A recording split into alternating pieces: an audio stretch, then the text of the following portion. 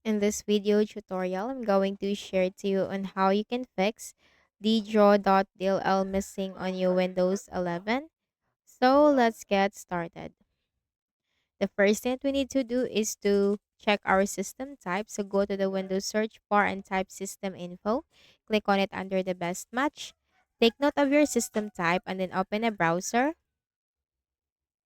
Simply search for the missing DLL, the Ddraw.dll download, and hit enter. Click on the first option. Scroll down and click the download link corresponding to your system type and wait for this to be downloaded.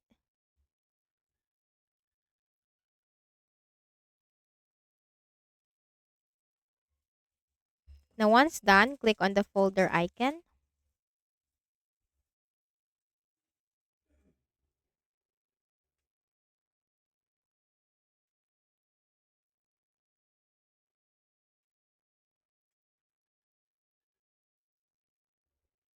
and then you have to make a right click and then select extract all. Click on extract.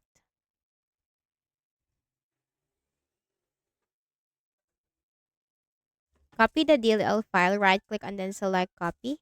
Go to this PC on the left pane, double click on the Windows C drive. Scroll down to the Windows folder, then simply double click. Locate the System32 folder. So if you are a 64-bit Windows, go to System32. If you are a 32-bit, go to SYS Wow 64.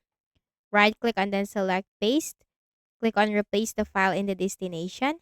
After doing so, close all the windows and then right-click at the Start button, shut down or sign out and restart. Next method, open a browser again.